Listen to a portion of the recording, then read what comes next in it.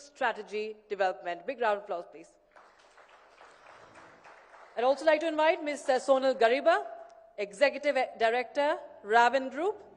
She's also the Chairman and Managing Director at the Raven Group of Companies and an experienced Director of Procurement with a demonstrated history of working in the machinery industry. She's also a member of the core committee of Women in Power. Her thought-provoking insights and expertise has been shared at the Indian Solar Alliance, where she has contributed to discussions on critical solar energy and cable industry intersections.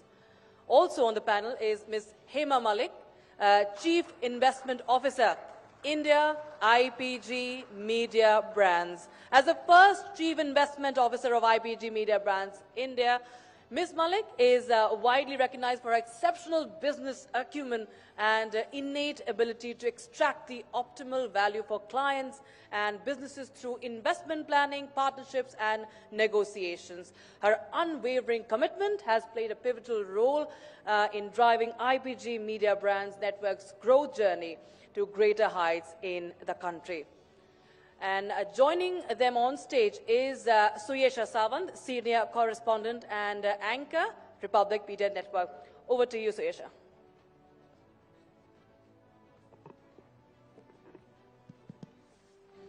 Very good morning to all our viewers, and very good morning to all you ladies.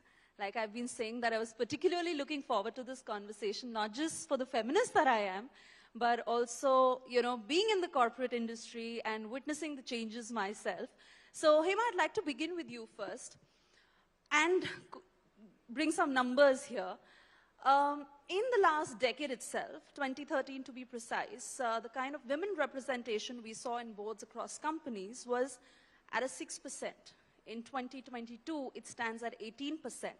That's almost thrice of what it was. And while there's a marked change in how the Indian corporate sector is faring, how have you witnessed this change in the last decade or so internally, and what do you expect in the time to come? Thanks. Am I audible? Yes. Okay. So, I'm part of the boardroom today, but, I may start with a little reverse thing that I want to believe that I'm here because of my performance and not because of my gender. So therefore, if you have to treat boardroom as a destination, it's a journey, I think, that is very critical, not only for us, but for the entire corporate sector.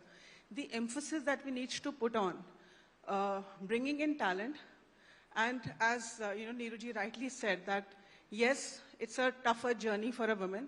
I have seen so many well-deserved dropouts that have happened when it comes to women. At a marriage stage, as is the journey in terms of entering is tougher, and then the dropouts which happen because of marriage, the first child, the second child, and that is a very unfortunate part of it. That is where I think the corporate governance policies which are favoring women gender is very, very critical, and not having a quota which is a quota for women in the boardroom. In the boardroom, we are here for a business, and it's not fair to either sexes and to the company to have anyone in the room because of the gender that they belong to. So that's my belief on this specific topic, yeah. So to add to what she said and what you said, we moved from 6% to 18%, and we've seen a great growth in certain sectors like IT technology. Life sciences has been a great boost, where I see more than 24% women in the positions. Media, these two ladies here, are promising, and for women there's a lot of scope out there. Where we see, I come from energy and power sector, and that's where it's saddening to see that it's a very male-dominated or male-heavy, I would say, industry. And the women participation at senior levels and boards is measly. It has stagnated over the years to less than 15%, and a handful of 600 to 800 women are actually in senior positions. So whilst we see this and we know the things that women can bring to board, what we have tried to do is through our association, EMA, we have started a chapter called Women in Power chapter, which is specifically dedicated to women in power. And it's a networking platform where they can come together, exchange ideas, they can network, and mentoring happens out there. There are a lot of training, skilling sessions that we do.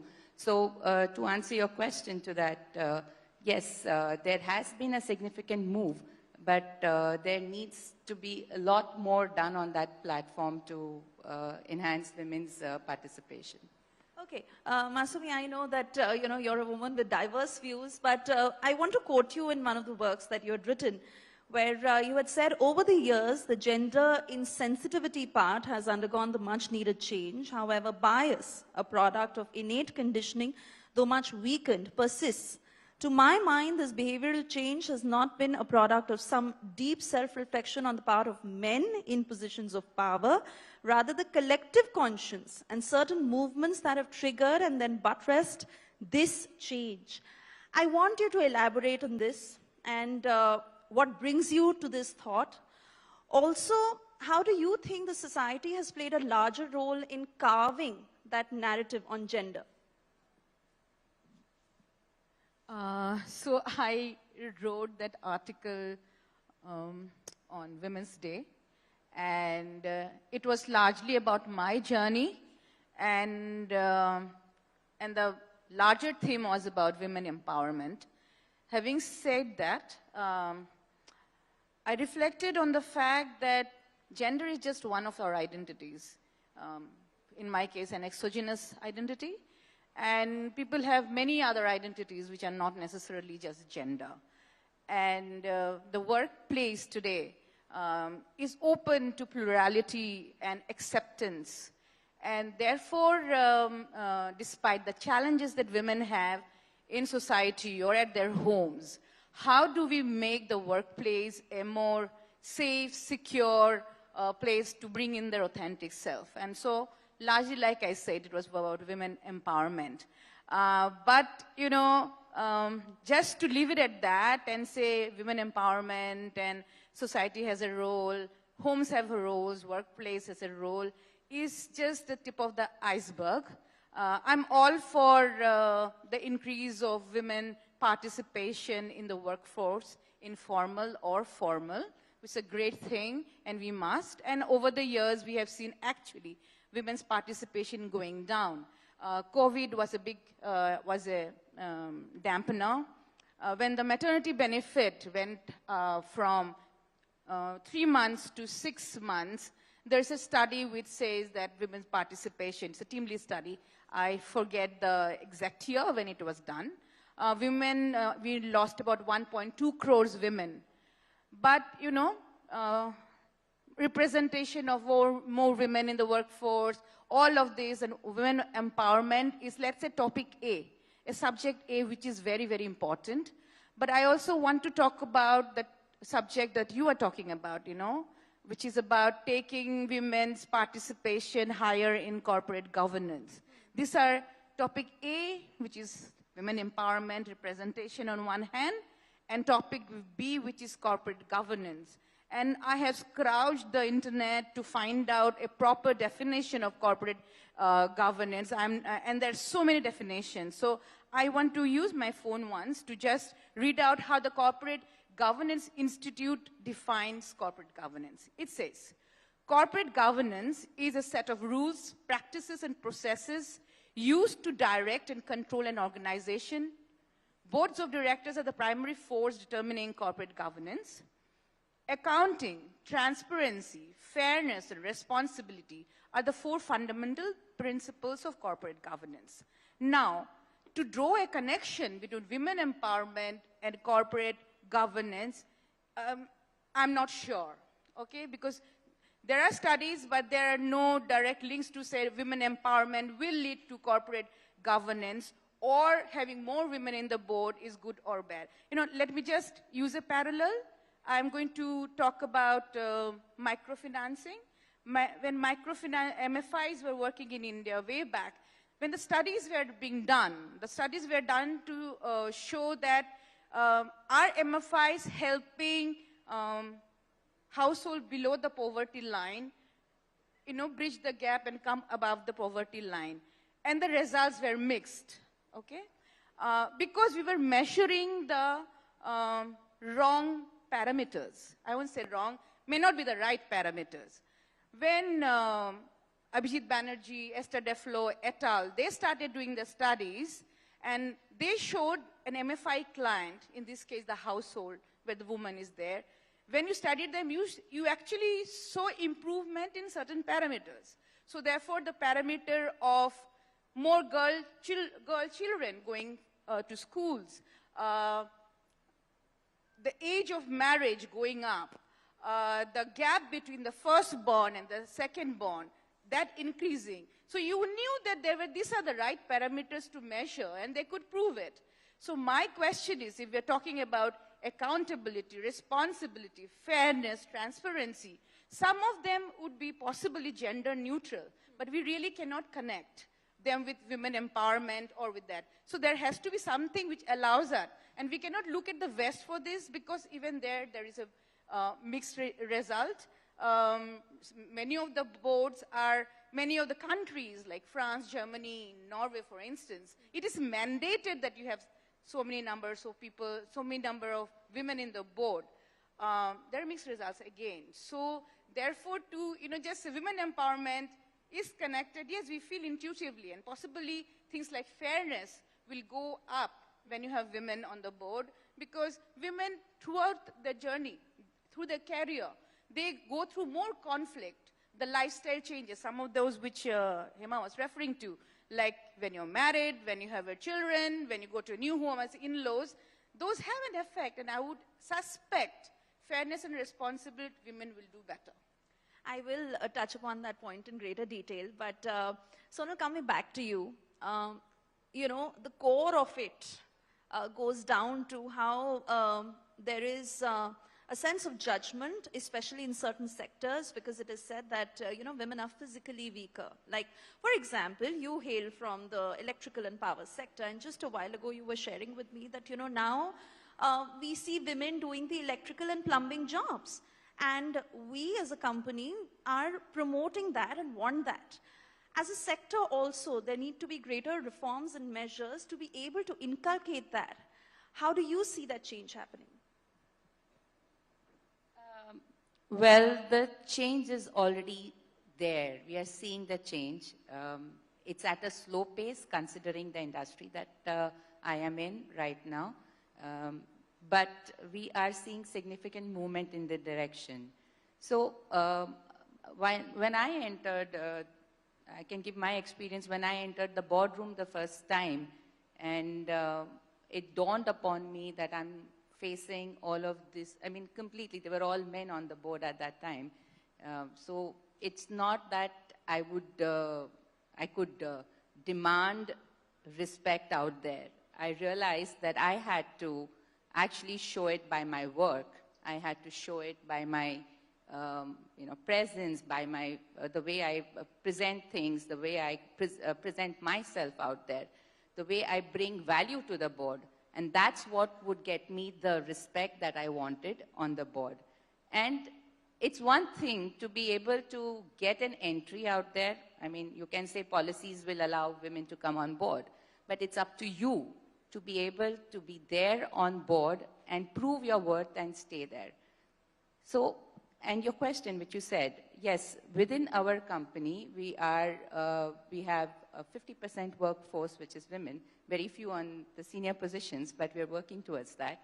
The industry is seeing a sea change where we are seeing a lot of women, not only in the office roles, but also in the roles of ground reality, where women are working as electricians, they are climbing up the poles, they are doing the electrical work out there. And that's really heartening to see that the change is visible, it is coming there, and all we need to do is, as seniors, as both male and female seniors in the management, in the associations, to give these women the confidence and the encouragement to be out there, to grow there, and just prove your worth.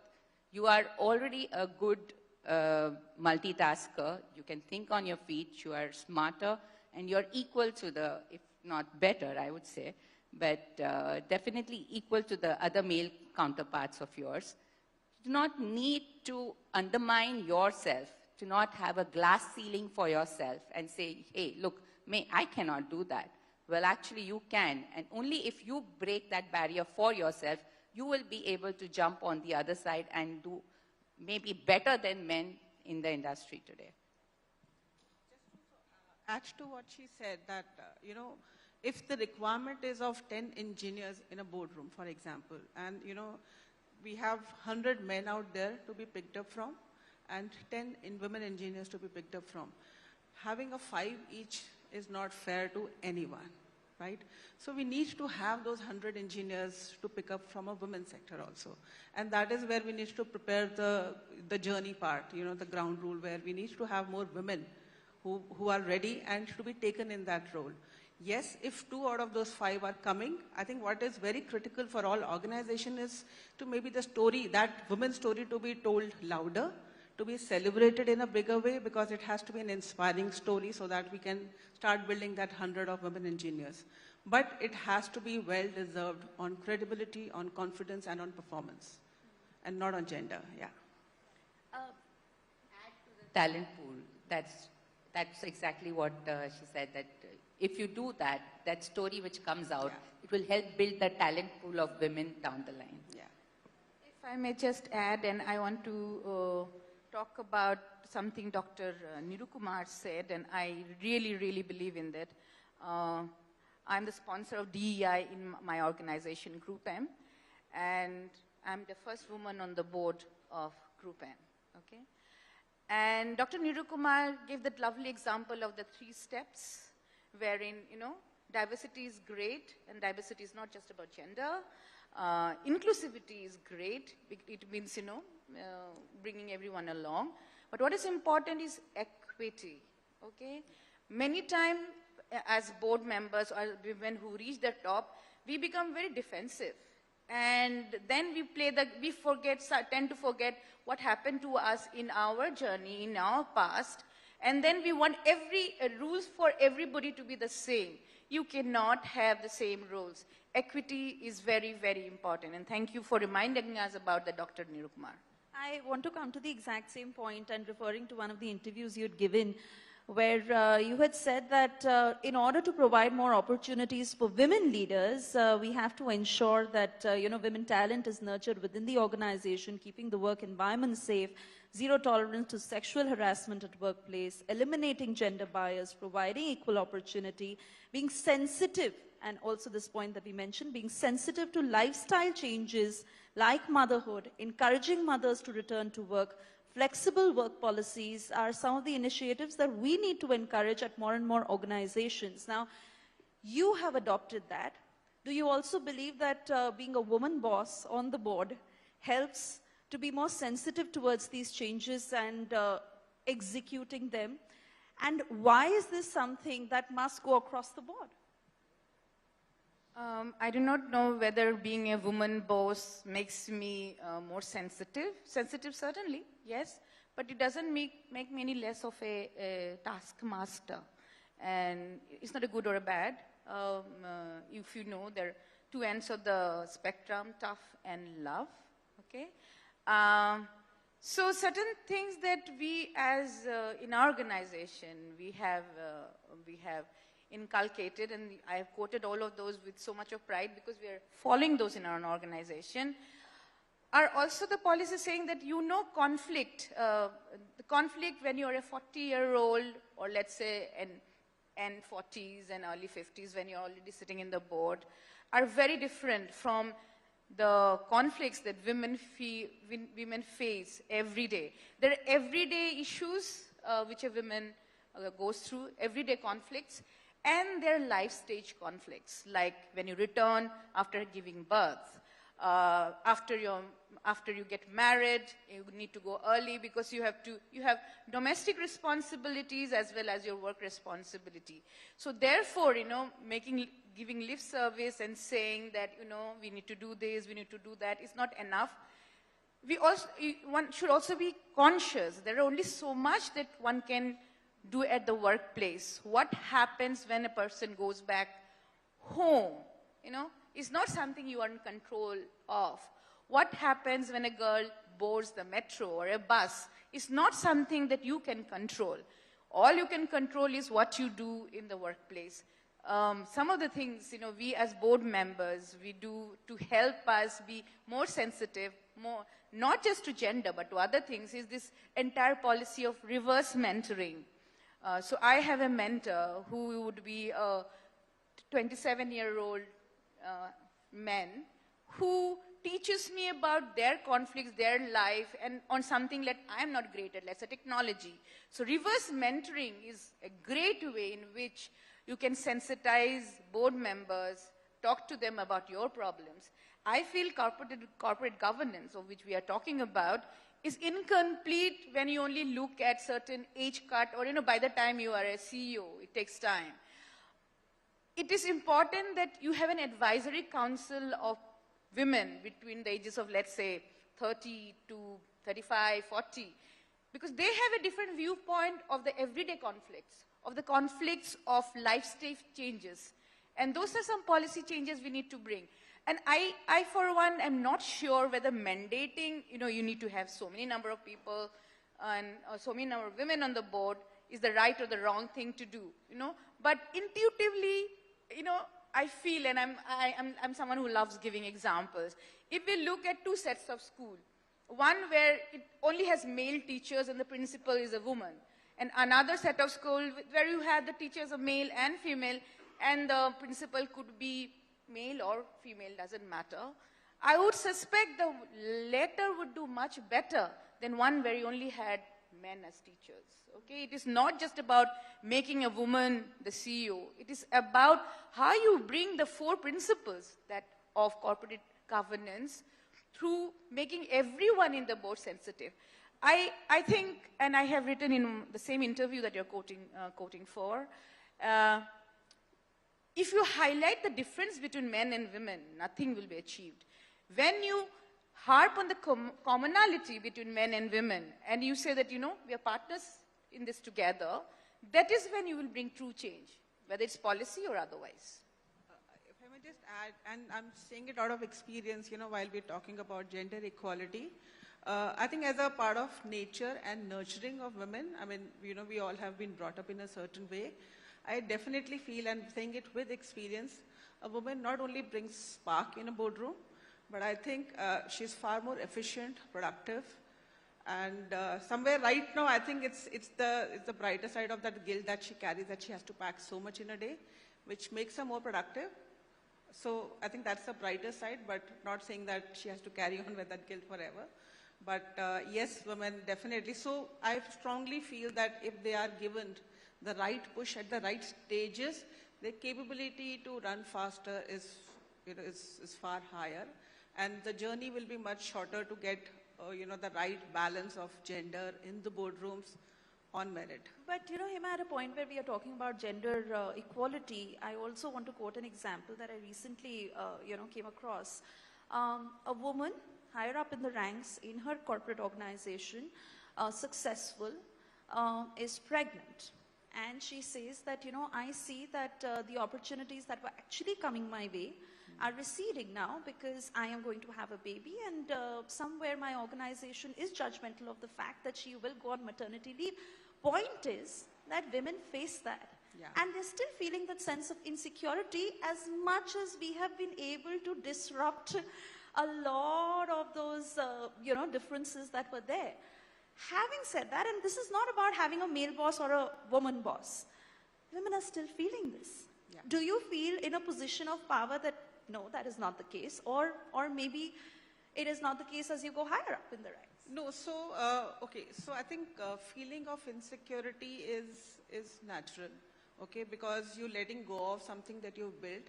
But, having said that, it's the biological reason that a woman needs to rest, okay, I have had 2 kids, so minimum 3 months, now it's extended to 6 months. And that is also debatable, that why 6 months and why men get only 15 days. So you are assuming that it's the woman who has to take care of the baby for those 6 months and not the man. So those are, points that we were also discussing before this panel started. But I think this is on the organization to ensure that there is no insecurity. How you ensure that she's capable, keeping her, physical requirements in mind, that she's delivering on the work till the last stage, and she is given that security of coming back and welcomed back with support because of, her capabilities and because what she will bring on the table. So that's something which the organization has to, I think I've been lucky. I had a good home support and an office support, so I've had 2 babies and, now grown up, of course, but, during this journey. But yes, I have seen it in women, and there are some, cases in my own team or within my own organization that I've done a one-on-one counseling that I think there are a lot of things that a woman goes through during pregnancy, and this definitely is one big insecurity because, it's a long break that they end up taking. And if the organization does not give them that confidence of taking them back and, not compromising on their growth prospects. So that's something which I think organizations have to be because that's where the maximum dropouts also happen. So I want to add something to that. Okay, baggage is something women carry throughout their life. Okay, of various kinds. Okay, and this is something we were talking about. I'm not saying a baggage is a good or a bad thing. I'm neutral. I'm not talking. It's a fact of life. But the expectation, okay, and this is something which happened, and I'm giving you an anecdote. There's this girl who works in my organization, and her husband works in a nearby organization. They work the same number of hours. When they go back home, she said, I'm as tired as he is, but I'm expected to cook. While he's the boy, he's not expected to. And this in a house where her mother-in-law has worked for 30 years. She says, I have worked for 30 years, I've carried my baggage, now I want to rest. But she's not going to tell her son that, hey, you help your wife. Okay, the baggage is something, whether when you become older, it falls on you, whether it's aging parents, and when you're younger, your children going up, we talked about it during the break. But important thing is the organization has to accept 6 months means 6 months. It's a great progressive step that the government has taken. But, it also in a way says that all domestic responsibility, childbearing responsibility, child rearing responsibility falls on the woman. Whenever a woman takes leave to take care of the child, you said, "Arey, fir se chutti le li." But when a man does it, you said, "Oh my God, what a wonderful father. He took a day off to take care of his sick child." So these are conditioning, and you cannot change unconscious bias. It is there. All we can do as organization is sensitize them. As an organization, I'm very mindful that you can make those changes only at an organization level. Societal change, domestic change, those are long-term things which will take longer, and hopefully they will happen. Sonal, I also want to talk to you about tier 2, tier 3 cities, because while there is a lot of awareness in the metros, and it is a lot better for women who are in the corporate sector in the metros, and at a time when we lay a lot of emphasis on startups, development in tier 2, tier 3 cities, in this particular decade that India is in, how do we bring about this mindset change in those companies in the smaller cities, in women who are wanting to get out of their homes, work, climb up the corporate ladder? How do we bring about that larger change? So the point is not that you come from a tier 2 city or a tier 3 city or some small townships. The challenges that a man or a woman from those areas face is the same, I think, that where is the talent, where is the opportunity? So the question comes is that it's easier for men to travel to bigger cities like Delhi or Mumbai and, just take up a job. It becomes difficult for a woman to take up that position because there are a lot of other baggages, as she said, that are attached with it. However, having said this, the challenge is not between a man and a woman. It's more to do with the societal challenges that they face. One of the biggest challenges which I feel that women in this sector face is that they do not have peer groups like men do, networking platforms that like men do. Because what happens is at the end of the day, like we said, that a woman goes back home and she has children, their education, the home, the cooking, the social and other activities that she has to do. So she is kind of putting in more than, at least 20-25% more than what man is already doing at home. That leaves her with a very little window to hone on her skilling, hone on her peer groups, developing those groups who mostly want to meet up after office hours. Come on, let's grab a cup of coffee or let's meet over a drink, which is what they are not able to do. So that's one of the biggest challenges that we need to see how we can come around this. The other thing is travel, like I said. Travel being, if you're working and you have to go out of town for a day or two, well, that's still acceptable. But if you want to go for longer periods, that becomes a challenge. Now, these are factual things which over the period we'll have to see how we can advocate this through whichever means in the organizations or on your home front by educating peoples and families about it. But at the moment, this is still there. And as I see, in Tier 1 cities, there is still acceptability. Your husbands, your families are cooperative and supportive of you in the activities that you do. But going down to the Tier 2 cities, this is still yet to come. But we're going there, we're reaching there, and I'm sure if we keep persisting and we keep our ground and we keep our focus, I'm sure we'll see these changes coming in the board in the coming years. In fact, in the next 5 years, I would see if we really are targeted towards that. So we are slowly on the verge of wrapping this conversation, and I want to quote Indira Nooyi here. I was watching one of her interviews where she went on to say that, most women, by the time they become CEOs, are, in the age group of like late 40s, early 50s, and they're in that stage of life. And that is also a stage on a personal level where you're raising a child, you have aging parents, you have like multiple responsibilities. And in that sense, it is not one career that you're taking care of. You're actually handling 3 careers. And needless to say, we women are multitaskers and we are gifted in doing that. But while we laud ourselves, what is your closing message? And how do you see in the times to come with women balancing it all and probably men also being more sensitive to this change? Because like you had also asked me, why aren't there no men through this entire session on any of the panels? Why aren't men also talking about this? So what is your message? I really don't have any message as such, but I want to just, since we were on the topic of corporate governance, we should not equate breaking the glass ceiling to corporate governance, okay, one. And second is once women reach the top, they should not forget the struggle that they have been through and not become one of the men. You don't have to become one of the men. You just have to keep your identity. Our identities are like more than our gender, okay? And you have multiple identities. In my case, it is a dog lover, it's someone who loves to read, someone who loves to sing. And I don't want to be picked up only to come to panels where I'm talking about women empowerment, corporate governance, and largely, because it was Republic TV and I said yes, but I have told my PR agency, get me to panels where it's not just about women. Because women's voice need to be heard, not just on panel about women, but panel which are neutral about other topics. And that's my message.